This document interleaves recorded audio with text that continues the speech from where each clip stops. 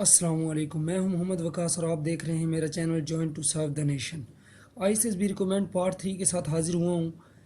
इसमें हम दो चीज़ों को स्टडी करने वाले हैं, पहला मेरिट्स और डीमेरिट्स और दूसरा है आईसीएसबी साइकोलॉजिकल टेस्ट। तीसरा हम वैट वर्ड एसोसिएशन टेस्ट को पार्ट 4 में स्टडी करेंगे।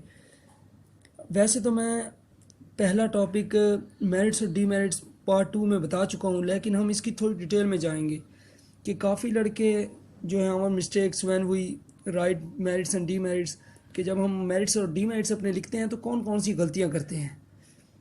आज मैं आपको इसके बारे में बताने वाला हूँ। आपने इन बातों को नोट कर लेना है, अपने मेरिट्स और डीमेरिट्स इन बातों के मुताबिक अपने मेरिट्स और डीमेरिट्स को सिलेक्ट करना है। ठीक है, तो चलते हैं टॉपिक की तरफ। पहला है, अक्सर औकात हम अपने मेरिट्स और डीमेरिट्स ऐसे सिलेक्ट कर बैठते हैं जो हमारे पास होते ही नहीं है, यानी जो हमारे होते ही नहीं है, बस हम दूसरों को कॉपी करते हैं। यानी अगर किसी ने लिखा हुआ है बुक रीडर तो आप भी लिख बैठते हैं बुक रीडर।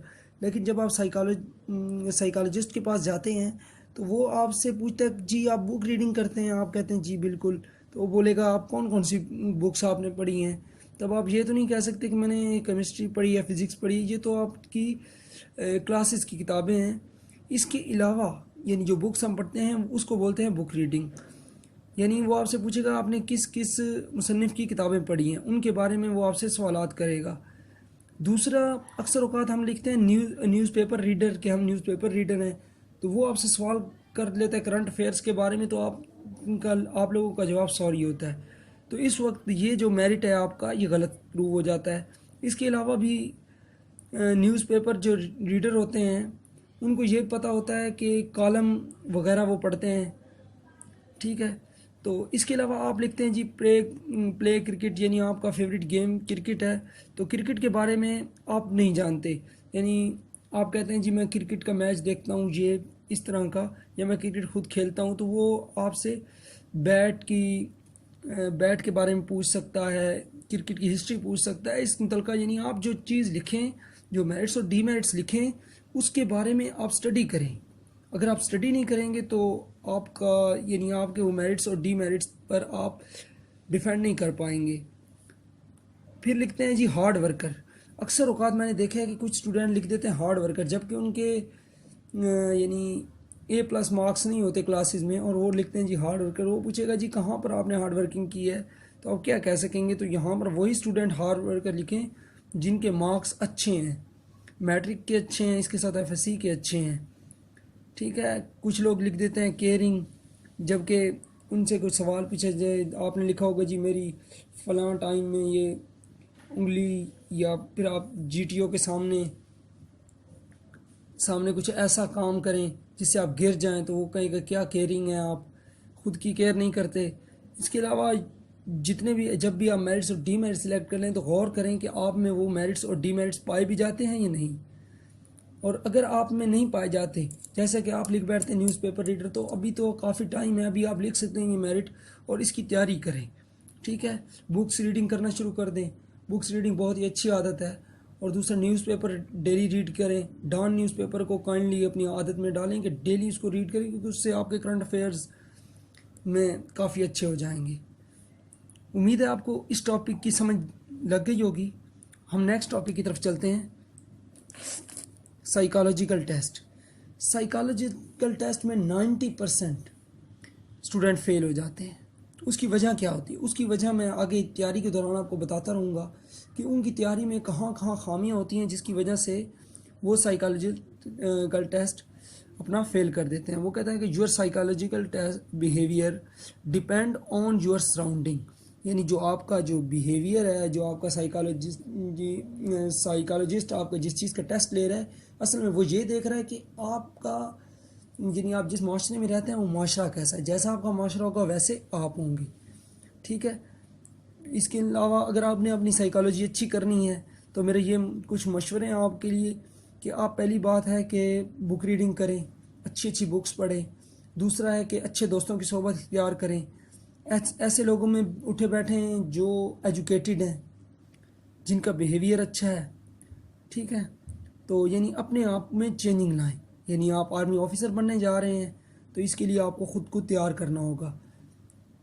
अभी इसके बाद जी इसमें कौन कौन से टेस्ट होते हैं, 5 किस्म के टेस्ट होते हैं। पहला होता है वैट वर्ड एसोसिएशन टेस्ट, यानी एक लफ्ज़ लिखा होगा, आपने उसका एक जुमला बनाना होगा या उसको एसोसिएट करना होगा। दूसरा है सेंटेंस कंप्लीशन टेस्ट, उर्दू में भी होता है, यानी हाफ फिक्रा लिखा होता है। मैं कल डैश, ऐसे ही मैं अपने माँ बाप डैश, इस तरह, या इसी टाइप में इंग्लिश में भी आ सकते हैं। फिर इसके बाद आता है पिक्चर स्टोरी राइटिंग, यानी एक पिक्चर आपको दिखाई जाती है 30 सेकंड तक, आपने 30 सेकंड तक उसको देखना होता है।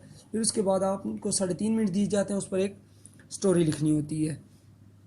फिर एक होता है पॉइंट ऑफ स्टोरी, एक पॉइंट दिया होता है, जैसा कि he was walking on the road at last sudden he saw, यहाँ पर आपने इससे आगे स्टोरी लिखनी होगी। ठीक है, इसके बारे में हम डिटेल में आगे डिस्कस भी करेंगे इंशाल्लाह। इसके बाद होता है इंटरव्यू।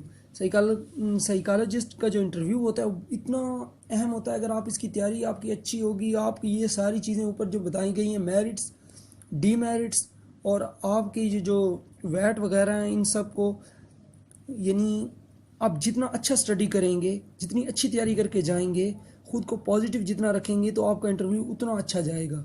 अगर आपका इंटरव्यू पास हो जाता है, इंटरव्यू में साइकोलॉजिस्ट आपको रिकमेंड कर देता है, तो आप हाईली रिकमेंड होंगे। यानी आप डिप्टी और जीटीओ आपको नॉट रिकमेंड भी कर दें, तो आपका क्या होगा, दोबारा से यानी कमांडेंट के सामने दोबारा एक इंटरव्यू होगा, जिसे री इंटरव्यू कहा जाता है। तो मेरी दोस्तों से गुजारिश है कि यार आप लोग मेहनत कर रहे हैं माशाल्लाह, आप में से काफ़ी लड़के जो तैयारी कर रहे हैं टेस्ट की, वो यार हमारे साथ चलें इंशाल्लाह। हम उनको टेस्ट की कंप्लीट, आप लोग एकेडमीज़ में भी जाते हैं, आप मुख्तलिफ नोट्स वगैरह से भी रट्टा लगा रहे होंगे, तैयारी कर रहे होंगे, लेकिन यार जो तैयारी हम खुद से कर सकते हैं ना, वो कोई भी नोट्स, कोई भी बुक्स हमें नहीं करवा सकती, कोई भी एकेडमी नहीं करवा सकती। जैसे जैसे टीचर हम अपने आप के खुद है ना, वैसा कोई भी टीचर हमें, यानी जब तक हम खुद को बदलने की कोशिश नहीं करेंगे, तब तक कोई भी टीचर हमें नहीं बदल सकेगा, कोई भी बंदा हमें नहीं बदल सकता। तो पहली वीडियो पर कुछ अच्छे रिस्पांस मिल रहा है मुझे। अक्सर लोग ये देखते हैं कि यार जिस बंदे के व्यूज़ ज़्यादा हैं उस बंदे की वीडियो देखें, यार उस ये नहीं होता कि जिस बंदे के व्यूज़ ज़्यादा हैं उसने शायद अच्छा किया होगा। अब चूँकि मैंने न्यू चैनल बनाया है, तो अभी आप मेरी परफॉर्मेंस देख रहे हैं कि मैं कैसा स्टडी करवा रहा हूँ। हाँ, मैं ये नहीं कहता कि मैं बिल्कुल बहुत ही अच्छा हूँ, बहुत अच्छा तो मैं नहीं हूँ, काफ़ी मिस्टेक्स होती हैं मुझसे भी। तो मेरी सब दोस्तों से गुजारिश है कि मेरा इस चैनल को सब्सक्राइब करें, जो ख़ास तौर पर IASSB की तैयारी कर रहे हैं, वो खुसूसी तौर पर मेरे साथ चलें। इंशाल्लाह मैं कोशिश करूँगा कि आपको अच्छे से अच्छे तरीके से तैयारी करा सकूँ। यही कोशिश है कि आप मेरी एकदम वीडियो को देख लिया करें और थोड़ी सी असाइनमेंट कर लिया करें। क्या पता आपका एकेडमी से, यानी आप तैयारी करते हैं, अच्छी करते होंगे, लेकिन क्या पता आपकी मेरी ये वीडियो देखने से कोई मैं ऐसी बात बता जाऊं जो आपके वहाँ पर काम आ जाए। इसलिए मेरी आप सब दोस्तों से गुजारिश है कि मेरी तमाम वीडियोस को देखा करें। इसके साथ ही बहुत बहुत शुक्रिया, थैंक यू, अल्लाह हाफिज़।